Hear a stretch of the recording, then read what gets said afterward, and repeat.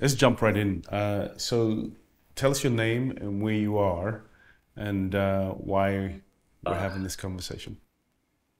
my name is Martins. I am in PEI right now. It's a sunny day, beautiful. Um, why we're having this conversation right now is I think connected to the festival that is happening later this week. Um, I am privileged to be a part of it.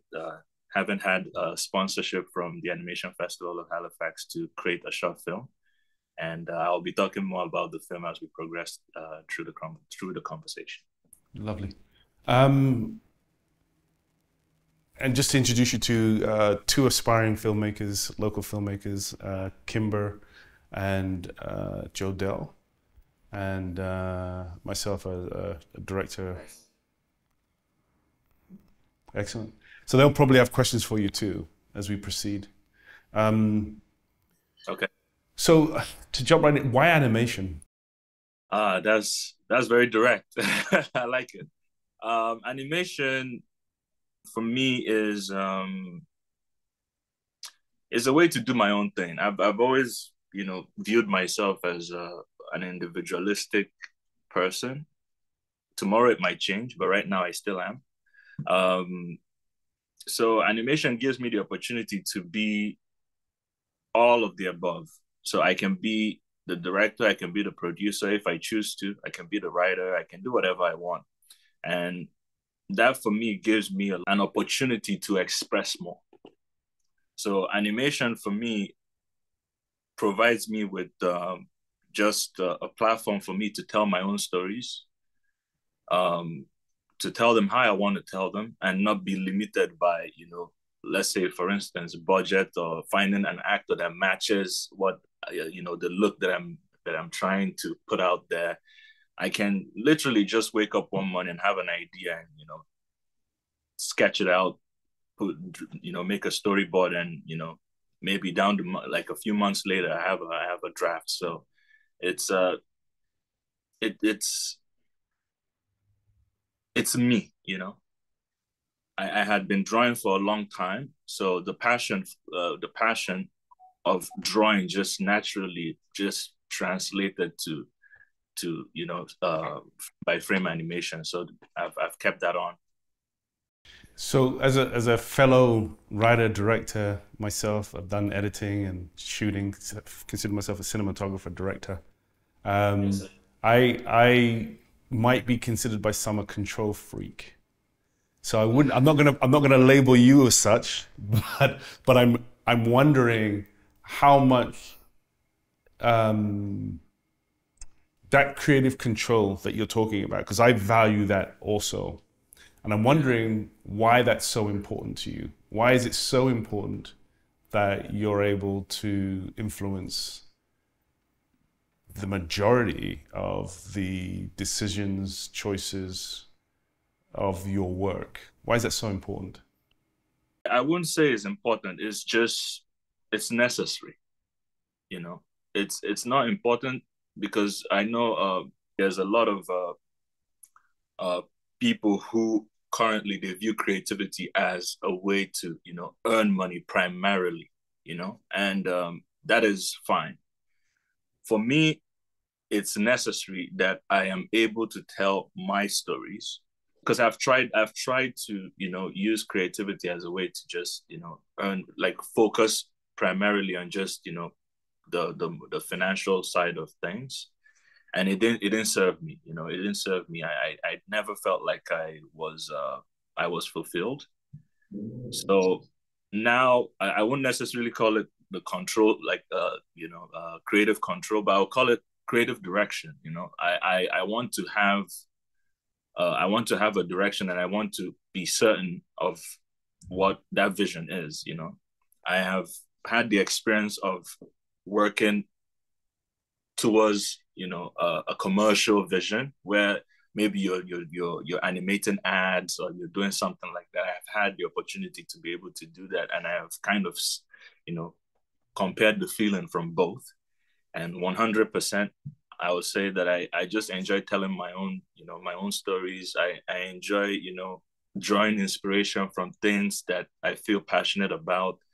I enjoy, listening to the experiences of other people, and just kind of integrating it into my own kind of thing and telling that story, or maybe even finding humor in it and making people laugh from it.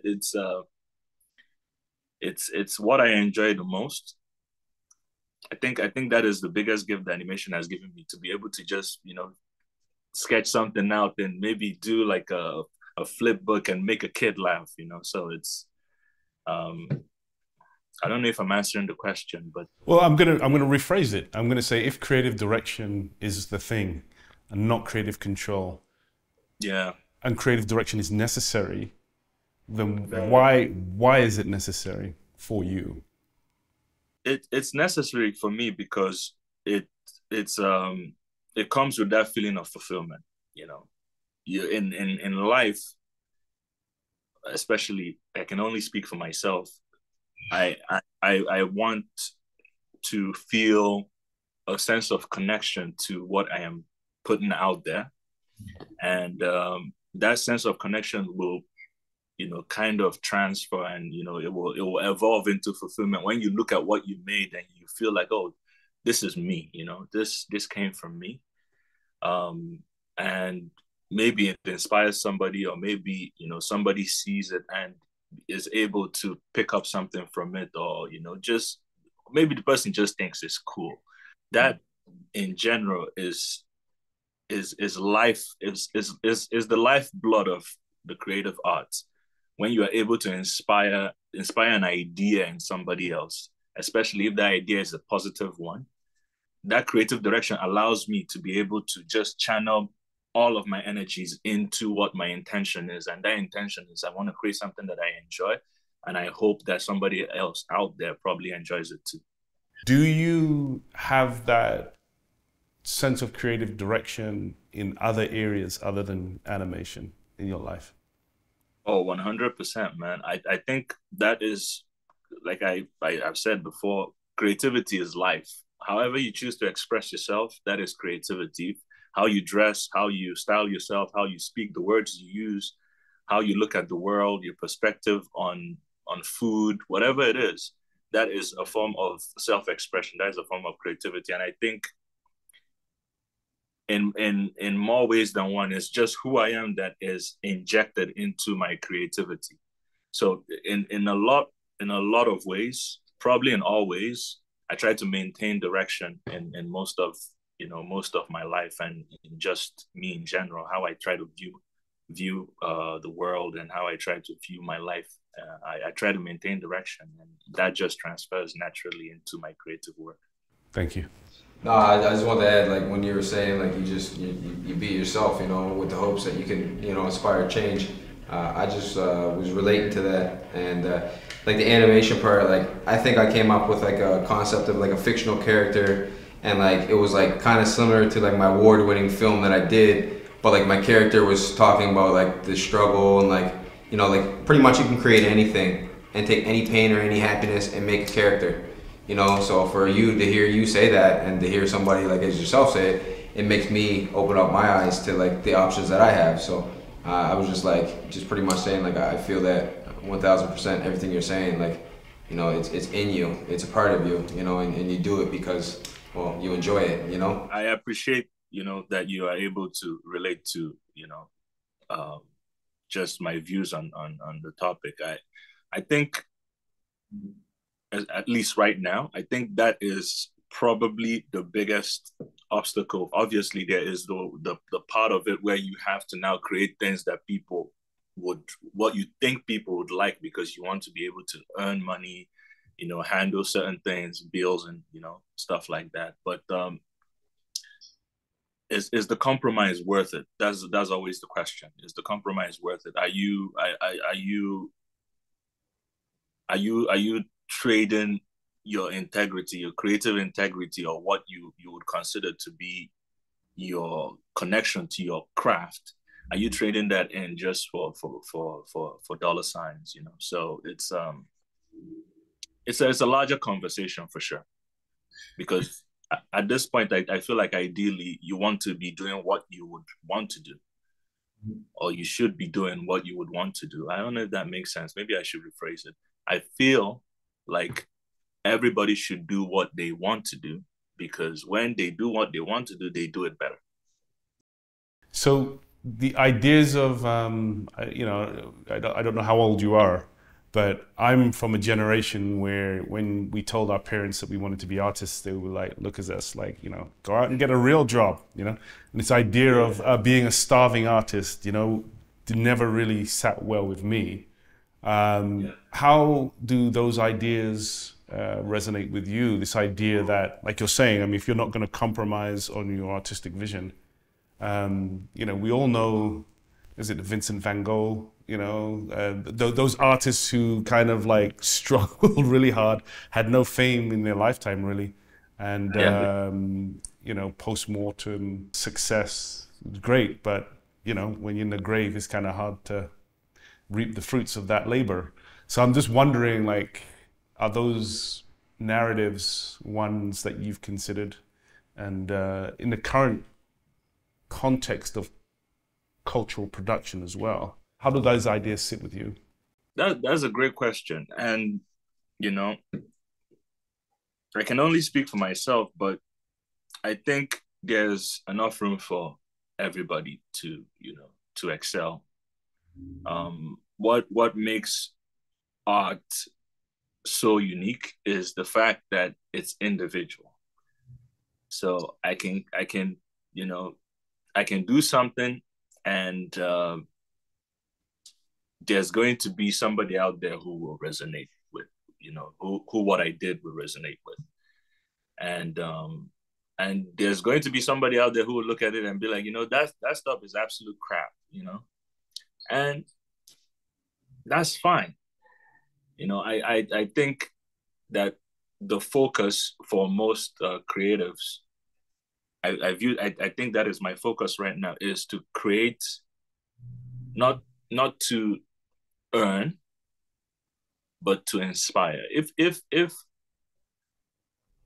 when that becomes the focus, I think there's a lot more value that comes out of what is being created, you know. And I can't speak to if that idea still sticks in society today of the starving artist, because, you know, dudes like Jeff Koons and you know, Daniel Ashan, these guys are making millions of dollars, you know, and like one of their paintings sells for, like, you know, millions. So for me personally, I don't think that idea still stands. In larger society, maybe, but I think there's a lot of ignorance to that idea. There's a lot of ignorance because most of the people who have that idea of the starving artist, they're not as you know, they're not as in that field as you would consider. So they don't have a lot of knowledge. It's purely assumption. And regardless, there is no one size fits all. If there's an artist out there who is starving, that doesn't mean another artist wouldn't come and, you know, make a lot of money from their creative endeavor, you know.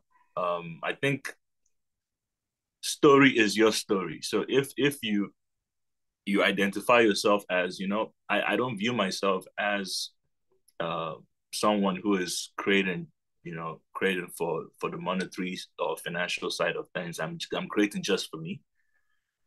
I think there's a lot of good that can come from it, both financial and otherwise. Is identity.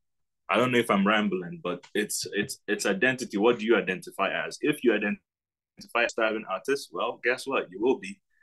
But if you identify as somebody who, you know, intends to leave a mark, that mark will bring you a lot of good. Mm-hmm.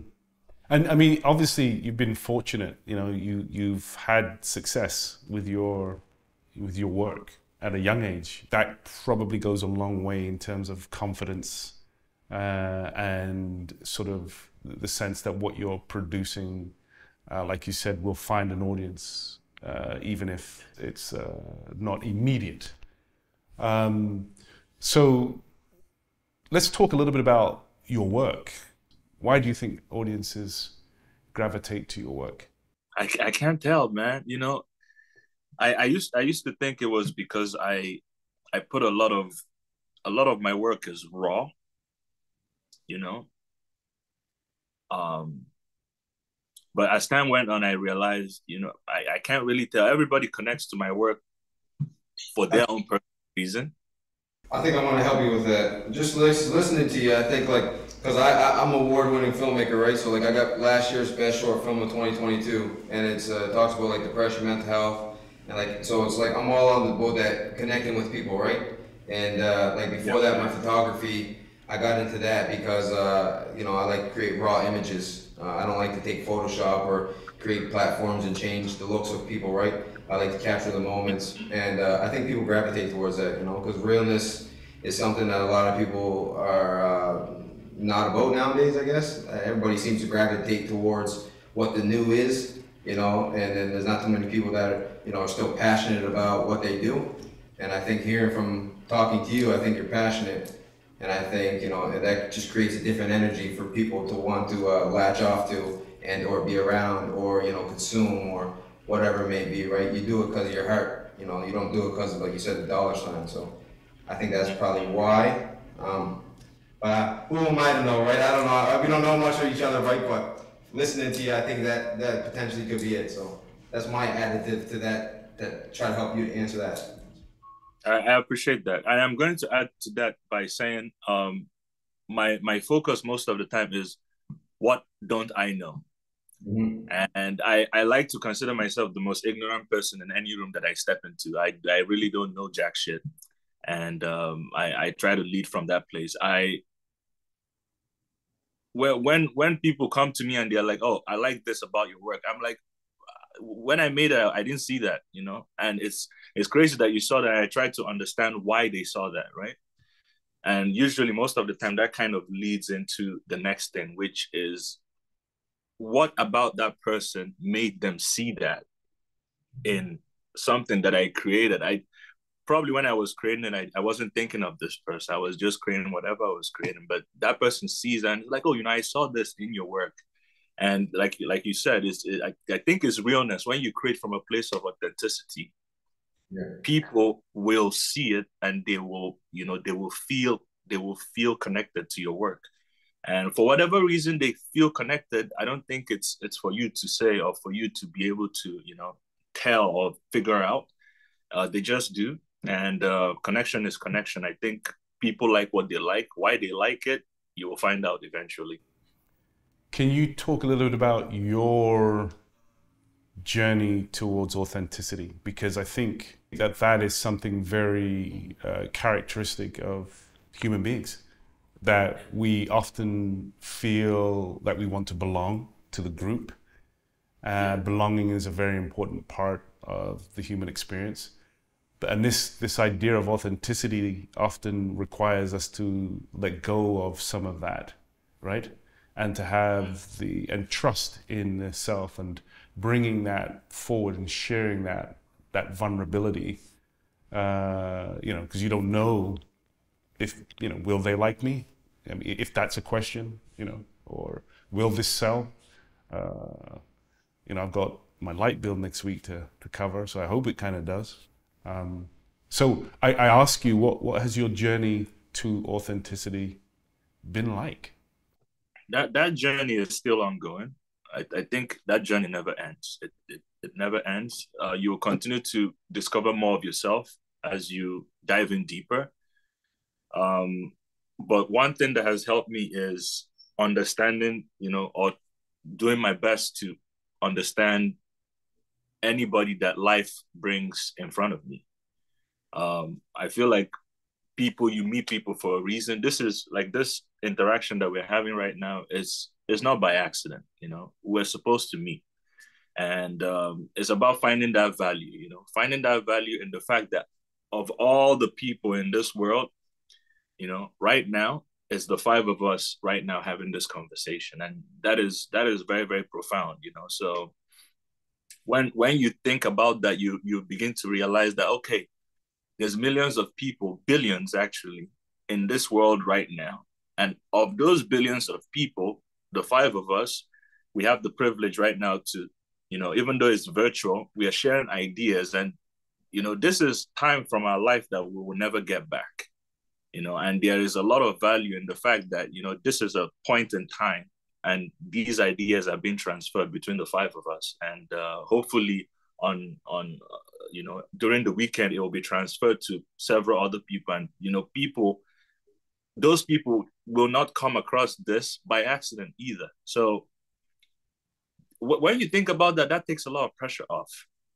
You begin to realize that, okay, should I focus on the value or should I focus on trying to be somebody else and, trying to squeeze myself into a pretzel to suit whatever, stereotype is being preached out there at any given time? Because this is the thing, trends change. If you try to follow trends and you squeeze yourself into a pretzel, eventually that trend will change and now you have to, unravel again and squeeze yourself into another form of pretzel. It's tedious, man, so if you maintain an even keel and you know what your intention is, and that intention for me right now is to gain as much value and to give as much value in this conversation as I can. If that is the intention, you're going to be authentic. Whatever you are in that present moment is authentic to you. Like right now, I'm speaking, but that doesn't mean that when I shut up and now you are speaking and I'm listening, that doesn't make me less. It's authentic. Authenticity is just in the present moment. So if you're in the present moment, you're cool. Yeah. I'd like to, I don't know if Kimber had any questions. Do you have anything you'd like to ask? No? Okay, so I'm going to keep rolling. Oh, you do, Shannon. Go ahead, Shannon. Can I just pick up on that? Because you were talking about being in the present moment, and that's actually the title of your work in progress. So could you tell us a bit about how you're trying to translate these really cool ideas into an animated film? Like, what does that look like? It's the medium or the way that I've chosen to do that is just by telling a relatable story. And I to be very, very frank, and this is me being vulnerable right now, I actually took some of those stories from my own self and from people around me. When Sobaz mentioned the journey to authenticity, there was a time in my life when I would say I wasn't very, very intentional, and which is very, very funny, because maybe 5 years down the road, I'll look back at this particular time and be like, I wasn't very, very intentional back then too. But, right now we're here. At that point, I was learning a lot of things and they were coming at me fast. There were a lot of lessons that I needed to learn, and, I had to be patient with myself. And it's hard when you're trying to be patient with yourself. But the key word there is trying. You're just, you're forcing the patience. It's harder, So I think that was the space I was in at the time, and I feel currently, looking back at that time, that those things happened because those lessons were necessary for me to progress into who I am now. So I don't know everybody's story, but I from conversations that I've had, I'm beginning to understand that everybody gets those moments, where they feel like, oh man, things are not flowing the way they should. But eventually things kind of open up and they're like, oh, that actually happened because of this. They start to, connect the dots. I think that happens for most people. So in a lot of ways, I'm telling that story. I'm telling a relatable story where people can look at and be like, you know what? Yeah. And, maybe it doesn't happen like specifically like that for them, but it's something that creates a reminder for people who want to connect with that work, people who feel like, they are open to that inspiration. And, it's a reminder, basically. It's just a story. It's a reminder. Sometimes we need to be reminded of the fact that it's not just us. We're all in this together. Sometimes that is the only reminder that is needed. So that is what my story is about. The classic question, like, you know, what would you say to young and up-and-coming animators who might be interested in this? Well, we're all up-and-comers. You know, I'm still an up-and-comer, but if somebody is open enough to ask me for insight, what I can say is, you know, what he said, you know, and what we've been talking about, authenticity, actually just being, I don't enjoy using that phrase, being yourself, because it's, you know, but be who you are in that moment. Whoever you feel like being in that moment, just be that, and let that come out. You know, that I think is the best gift anybody can give. Just being who you are in that moment and just showing up. So if there's somebody out there who has a passion for animation, or just the desire to express more of their creativity, I think asking themselves quality questions would be the insight I would provide right now. Ask quality questions, both to yourself and to people around you, and let the answers come to you. You know, let the answers come to you. Let it flow, and just be that thing that you desire. It sounds a little bit like platitudes, you know, when you buy all those journals and they have all these stickers like, oh, you can do it, you know, you're the man or you're the woman, you know. Yeah, no, it sounds kind of like that, but really that's the truth. If you have the belief in, or the trust, that's the word I was looking for. It's the trust. It's not belief, it's trust, because trust is knowledge. If you know something, you will trust it. Because I know that if I jump up, I'm going to come down. You know, if I jump up, I'm going to land. I know gravity is there. So that gives me a sense of safety, knowing that I wouldn't just float off, right? So the insight I would provide would be, have knowledge in the fact that you don't have to figure out who you are long term. All you have to do is just accept who you are right now, and you know, and create from that place. Well, that's my final question really is, could you, you know, give us a thumbnail sketch of what it feels like to create from that space for you? Like, what, you know, when you sit down with, I don't know if you sit down with a pen and pad, is it a computer, I don't know, whatever, when you sit down to be in that creative space where you are creating, what is that like for you? This is a great opportunity for me to actually share something I was discussing with Shannon over text. I think it was over the phone. I told you that I was struggling with, you know, perfectionism and, you know, just wanting it to be perfect. I think this is my current lesson. This is something I'm working on. I'm trying to discover for myself and, you know, understand is that idea, like you mentioned, when that idea comes to me and I am invested, I want to create from that place. When that idea comes and I want to create from that place, the idea comes usually as, it comes perfect. Well, not perfect, but it comes as what I consider to be perfection. I see it in my mind's eye and I'm like, wow, that's amazing. Imagine if that came out from me. Oh my goodness. You know, I feel so inspired. I'm energized, I'm bouncing. And when it comes to, you know, the transmission, or actually, you know, putting in the physical effort to make that happen, when that comes out, there's that inner critic that is like, oh, it's not the way it looks like in your mind eye, you know. And it's so crazy because you can show it to 50 or 100 people and they're like, oh man, that's amazing, but inside I feel like, oh, it's not exactly the way it was, you know. And I would say that's my current struggle, you know. That is, if I am open, that is my current struggle right now. Understanding that there's no perfection.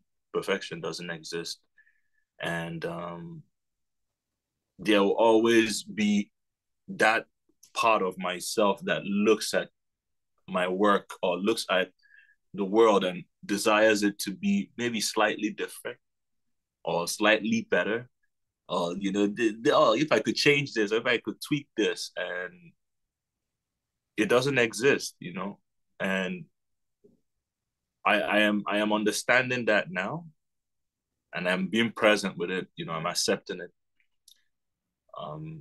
That is what I would say to be like at this point in my life is my current struggle. Understanding that, okay, things don't have to be perfect. However they come out, you can feel into it. You can add a little bit more, but that's really where it's at. You can only do so much.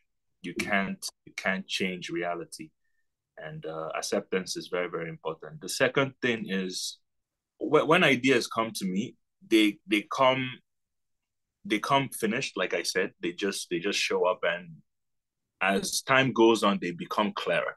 Maybe through conversation, going through life.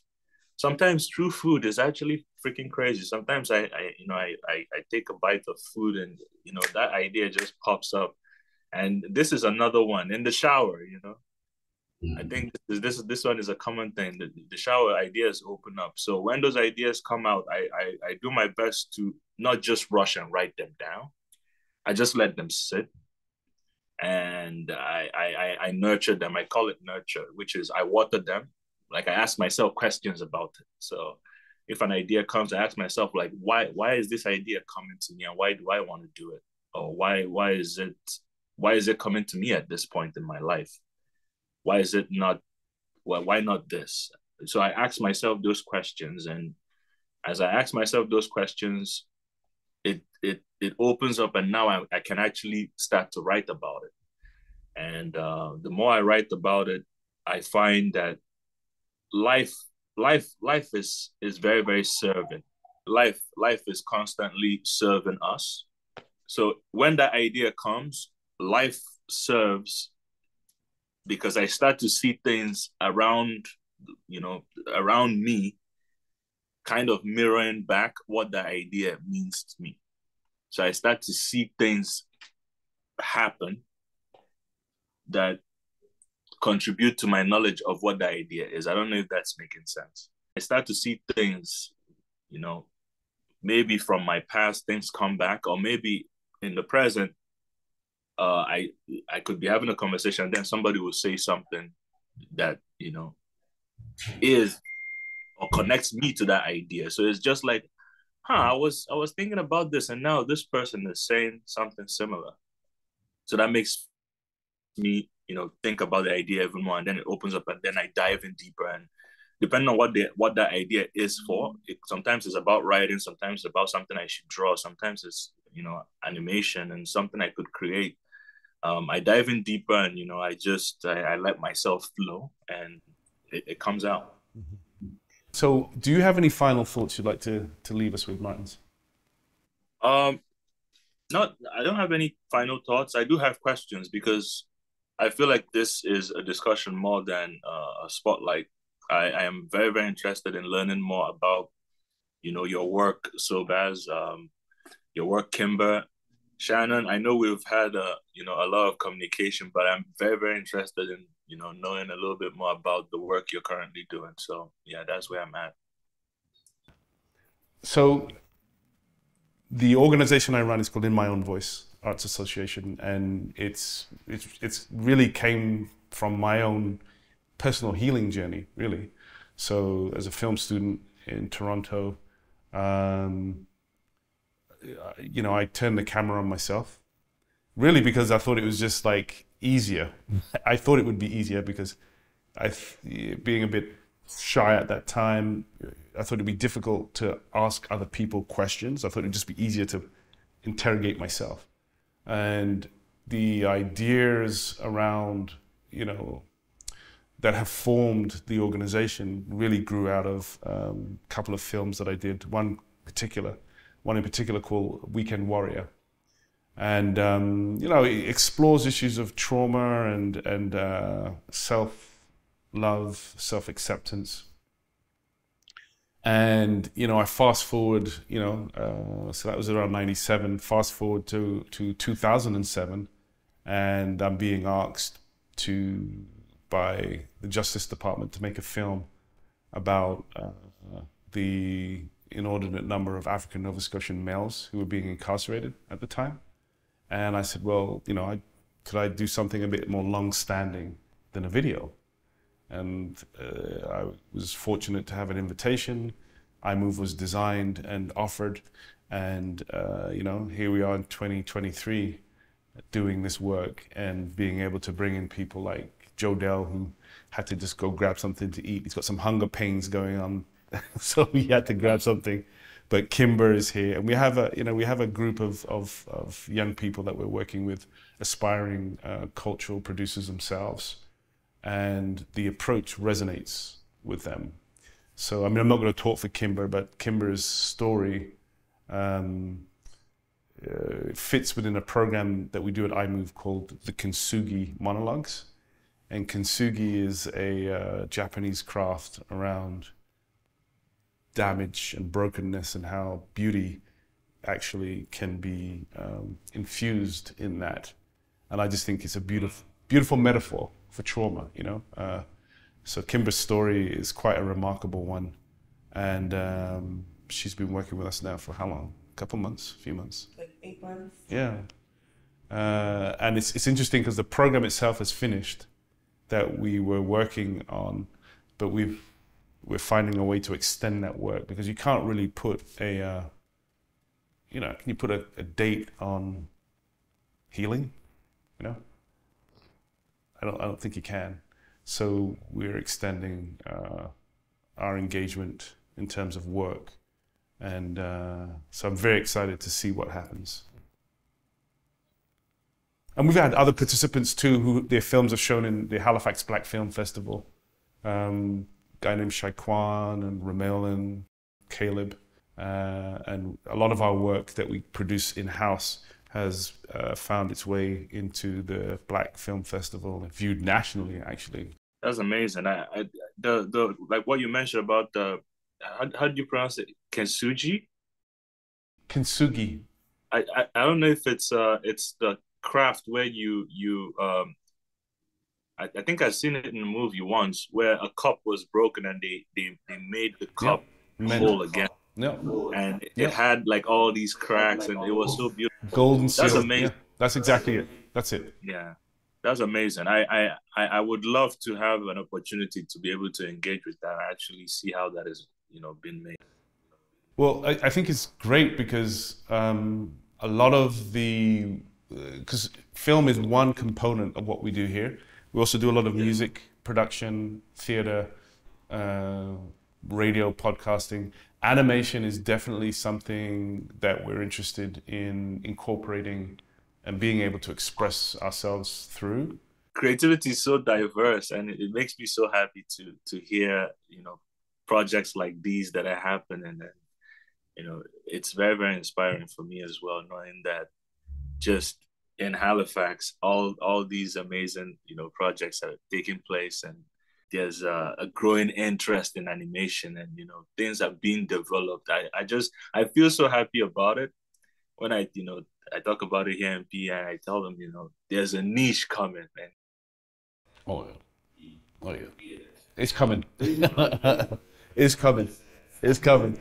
Oh, I wanted to ask you too about Afro. Do you know about Afrofuturism? No. Okay, I think I've heard that term before, but I don't know much about it.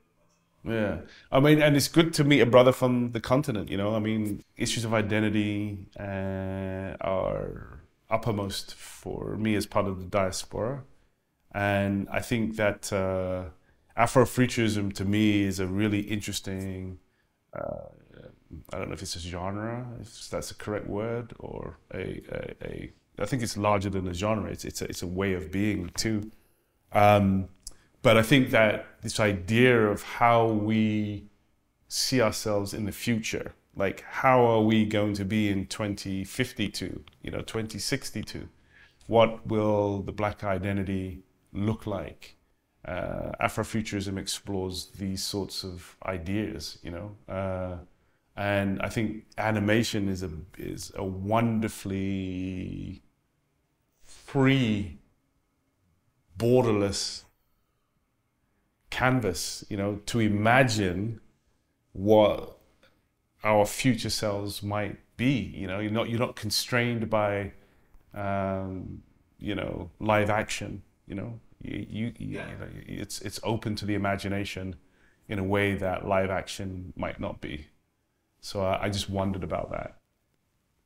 I have to look that up. I've been learning a lot of new things. I learned about bioarchitecture, and I've been diving in deep since then. It's so insane that there's so much that is, you know, happening in terms of the blend between, you know, spirituality, science, and creativity. There's a meld happening, you know, and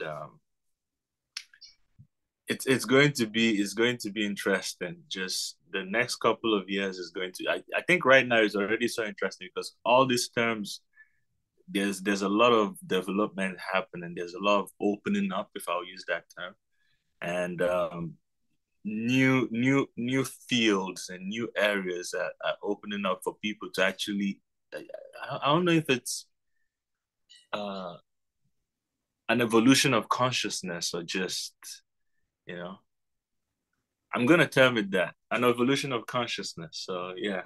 I love that. I think you're right. Yeah. I think you're right. I think we've reached our max in terms of our interview. So I appreciate. I'm sure we've gone way over. I appreciate your generosity. I love your work. I'm looking forward to seeing more of it, and I'm looking forward to connecting with you as well. You know, Yes, yeah, for sure. it would be my absolute pleasure. You know, it would be my absolute pleasure to connect more. You know, not just with you, Sobaz, but with Jadel, Kimber. You know, I appreciate the fact that I was able to, you know, be here with you guys and actually connect with you, have this conversation. So thank you so much.